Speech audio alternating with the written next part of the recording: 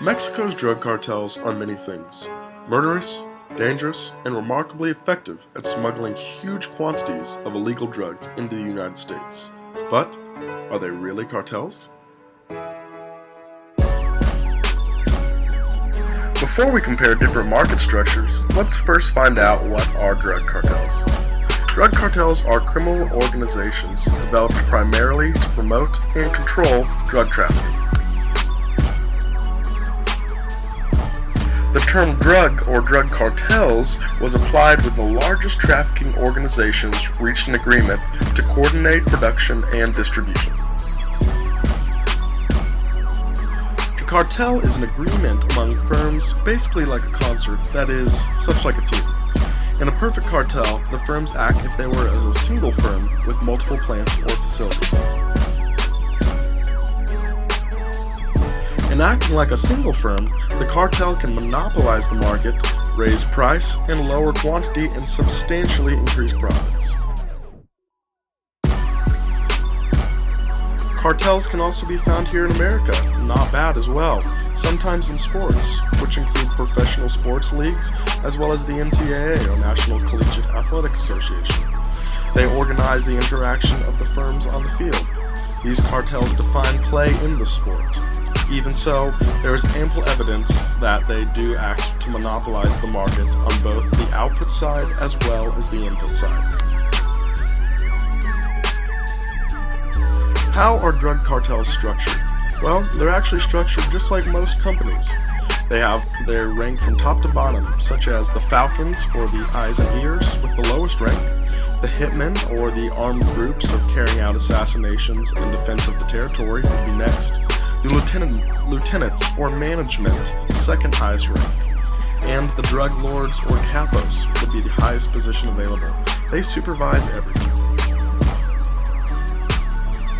Drug cartels even utilize main distribution channels, such as main companies here in the US, from shipping and packaging to truck driving and unloading.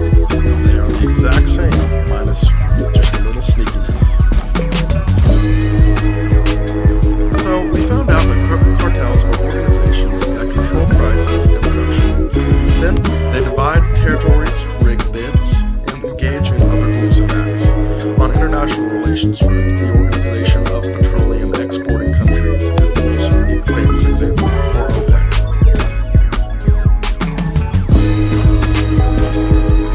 Mexico's drug cartels grab far more headlines than OPEC these days. Their bloody executions, their buying off of police officers and politicians, and their roles as global officers and producers and suppliers of heroin, methamphetamine, marijuana, and traffickers of cocaine. Much of the carnage, though, it turns out in Mexico, is evidence that this so-called cartels are not really cartels at all. In an economic sense of the word, that is. Whatever cooperation these cartels once have is now largely broken down. Inter- and intra-cartel violence is responsible for the vast majority of drug-related murders in the country. Law enforcement officials in the United States maintain. The term drug cartel is inaccurate and improperly used by media based on exclusively strict economic fundamental theories. Rodolfo Sosa Garcia once stated recently. Classic economic theory assumes that a profit-maximizing producer with some market power, an oligopoly, will set marginal cost equal to marginal revenue. But how does all this relate to drugs then? Well, if cartels don't need to compete on price, then they will surely find non-pricing strategies to try and gain some market share, such as turning to murder to eliminate. Much of the violence is attributed to the violent clashes between the two main cartels, Los Zetas and the Sinaloa cartel, and their allies. With the presence of more and more addictive drugs on the market today, demand stays higher and higher as drug cartels still level the playing field and put a restriction on the price. With drug cartels and oligopoly, as long as monopolistic competition, there are little barriers to entry, unless you count stepping on the toes of your competitors a barrier to entry. There are 6 major characteristics of monopolistic competition.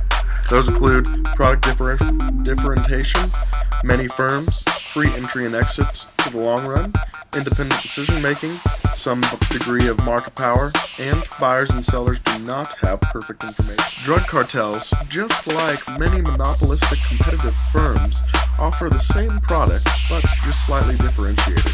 Just like many of the beer companies produce a light beer, but in a different taste and texture and style. In monopolistic competition, the consumer is usually the number one person they try and please. But that is not always true with drug cartels, usually the drug lord being the person wanting to make the most money or profit. Another main problem with cartels, drug cartels, is there's no major regulation. By the time you get to your product may have been cut, handled by 10 to 15, 20 different people, with not safety as their first object in mind. Today, drug cartels get realer and realer. They are buying police officers, spreading the prisons, and running the towns we live in.